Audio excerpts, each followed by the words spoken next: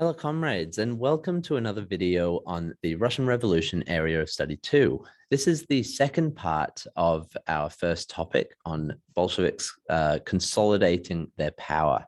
And this focuses on the chapter of the textbook called Democracy and Diplomacy. We're looking at two events today, the Constituent Assembly and the Treaty of Brest-Litovsk, which was the peace treaty that Russia reached with Germany to take Russia out of World War I. Vladimir Lenin has a quote about the Constituent Assembly, which may give you an insight into what happened at the Constituent Assembly. He said, "Naturally, the interests of this revolution stand higher than the formal rights of the Constituent Assembly." So let's have a look at where we left off in our last video. The Sovnarkom was initially confronted by a range of challenges, including wine riots, strikes, and internal disagreement over whether to allow other socialist parties into government. Remember, this led to the resignation of 5 Bolsheviks, and they went with Lenin's ideals of not allowing a Bolshevik-Menshevik SR coalition. Popular expressions of class anger were endorsed by the Soviet government. So Trotsky basically said that is the proletariat's right to attack the bourgeoisie, symbols of the bourgeoisie, and there was no, it was condoned that they should be able to express their anger at the upper classes. A political police force called the Cheka was founded under the leadership of Iron Felix Dzerzhinsky. The new decrees imposed a new socialist order and encouraged mass participation in the revolutionary process. 116 new decrees came about before the end of 1917. So just in the space of 2 months, were 116 new decrees where the Bolsheviks were basically tearing the old system down and rebuilding their new system. And the system of state capitalism, which was a mix of capitalist and socialist approaches, was implemented to stabilize and improve the economy. However, production continued to decline and workers undermined the policy by taking control of their factories without government permission. So that was a recap of our last video. Let's have a look at what our topics are for this video. So first of all, we're looking at the dissolution of the Constituent Assembly. So in November, so the Constituent Assembly elections were initially proposed on the 17th of September 1917, which if they had gone ahead as planned, then who knows what would have happened with the provisional government. There wouldn't have necessarily been an October Revolution because we would have had a democratically elected legislative Constituent Assembly. But these elections were put back until the 12th of November, which obviously was fatal for the provisional government. Lenin had promised the elections would go ahead as planned, so voting began as promised on the 12th of November and was completed 3 days later. The votes were tallied throughout December, and on the 5th of January was the opening of the Constituent Assembly.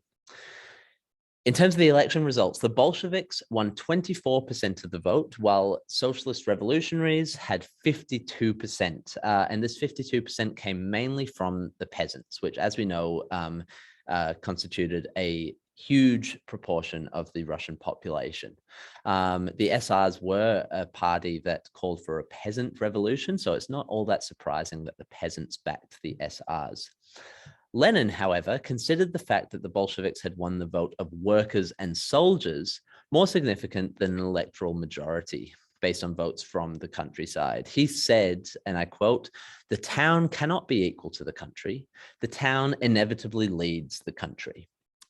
So he is saying that it's more important that they won the vote of workers and soldiers because the cities and towns are the ones that lead the country, not the countryside. Lenin also argued that the elections had gone ahead before the Bolsheviks were known throughout Russia. So because they weren't known by lots of peasants, the SRs were more likely to get the peasant vote. He also argued that the SRs had split into the left and right factions, and that the left SRs had agreed to support the Bolsheviks and had joined the Sovnarkom in December 1917.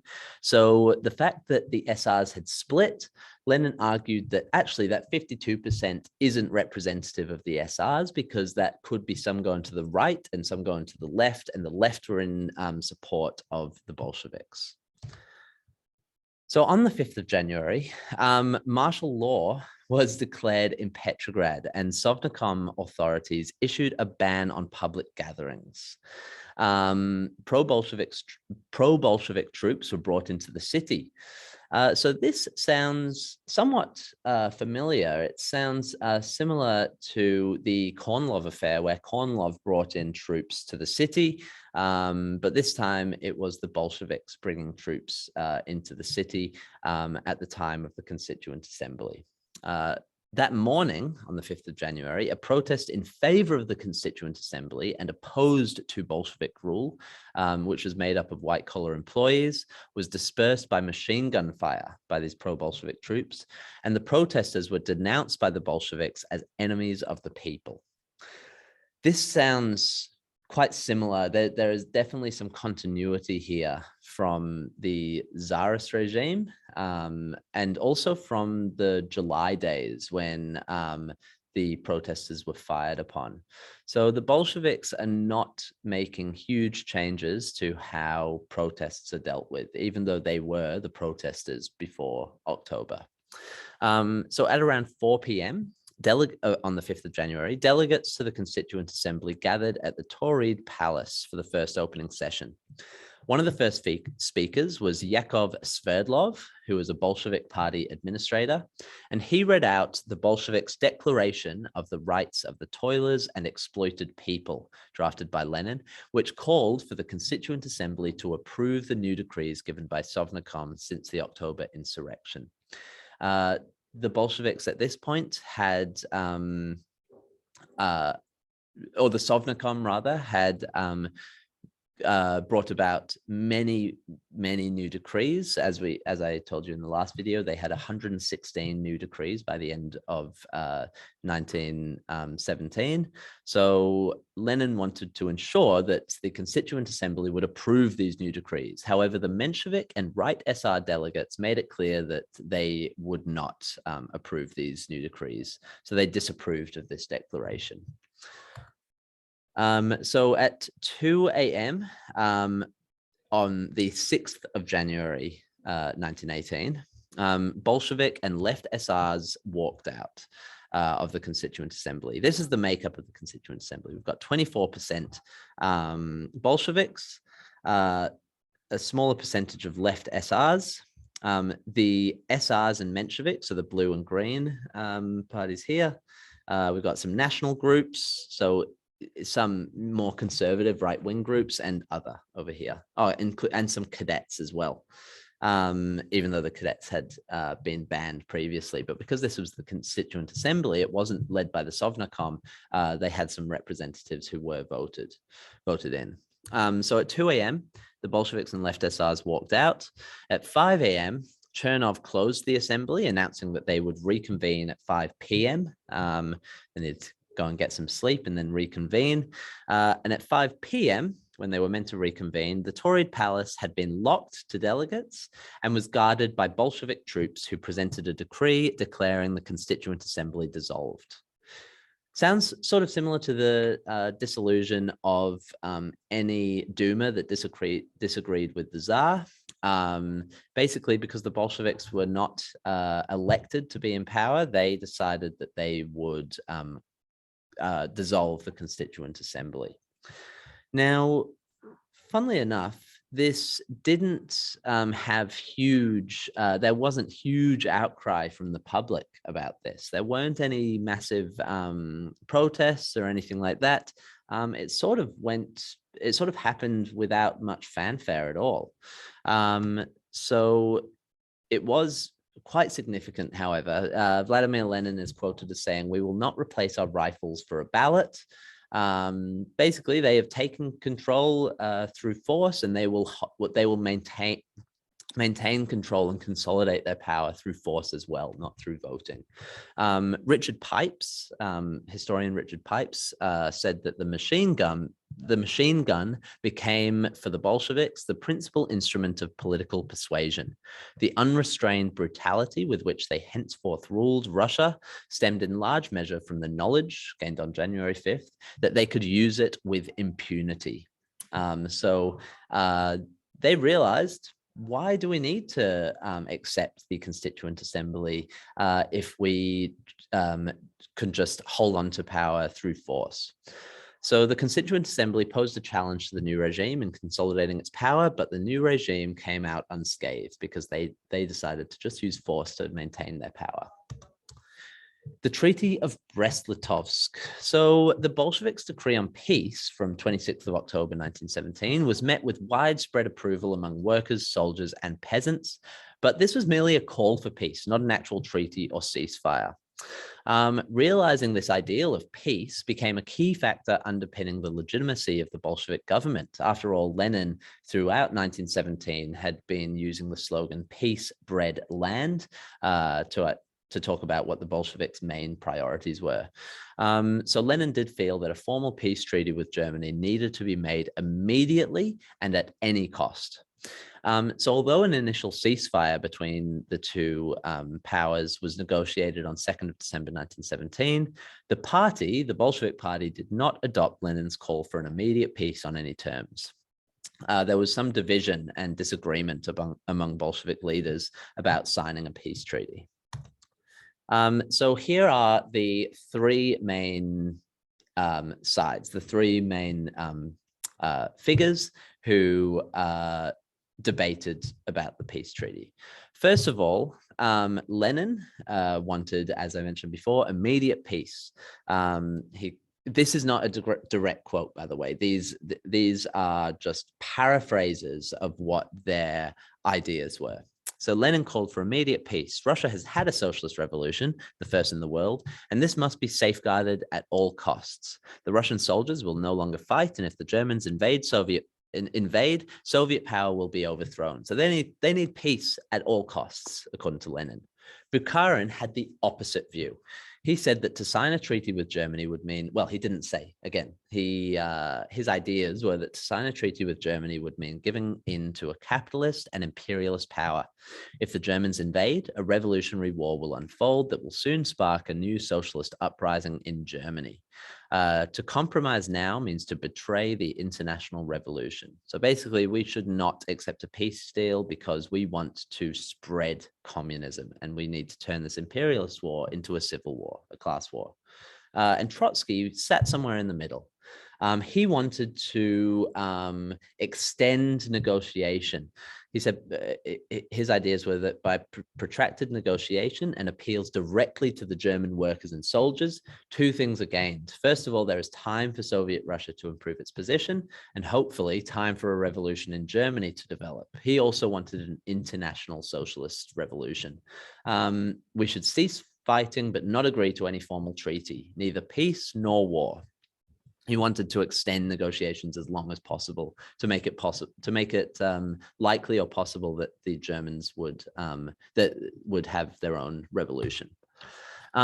Trotsky was the Bolshevik that led a delegation to negotiate with the German high command at the town of Brest-Litovsk in Poland. He pursued his policy of neither peace nor war and employed tactics to extend the negotiations while also addressing the German public to try and encourage the development of a socialist revolution in Germany. The German high command grew frustrated at Trotsky. They presented the Bolsheviks with an ultimatum: either accept the peace treaty on offer, or we will continue fighting. Hostilities and war will resume. Trotsky announced that Russia would pull out of the war, but not sign the peace treaty. This is a baffling announcement. The Germans were quite confused as to this, and they ended up calling Trotsky's bluff. But before I talk about that, first of all, an interesting fact: this is the Soviet delegation to Brest-Litovsk, and they included a worker, sailor, soldier, and a woman, all symbolic of the new egalitarian social order. However, the Bolshevik officials forgot to include a peasant delegate. It shows their attitude towards the peasants wasn't quite as high as the SR attitude towards the peasants. Maybe why they didn't get as many votes in the Constituent Assembly. But because they forgot to include a peasant delegate, they invited an old peasant farmer that they found walking the streets of Petrograd to catch the train to Brest-Litovsk with them. So they didn't have a delegate. They forgot entirely, and so they just grabbed anyone off the street to join them to Brest-Litovsk. So it wasn't exactly a strong delegation of politicians. It was quite literally people pulled off the street. Now, on the 18th of February, 1918, so negotiations had been happening for quite some time, Germany called Trotsky's bluff of neither peace nor war, and they sent 700,000 troops into Russian territory. They met no resistance and advanced with ease.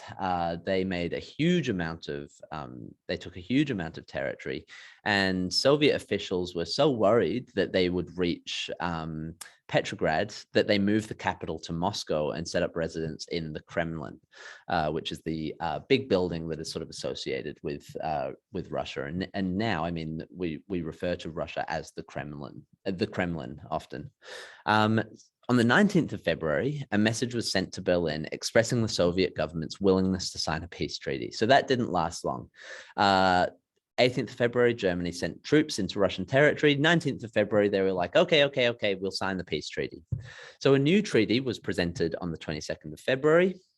This one, however, had harsher terms than the original peace treaty. But on the 3rd of March, 1918, the Sovnarkom signed the Treaty of Brest-Litovsk. This led to national humiliation, which led to resentment among groups opposed to the Bolsheviks, such as former Tsarist generals and the now banned cadets.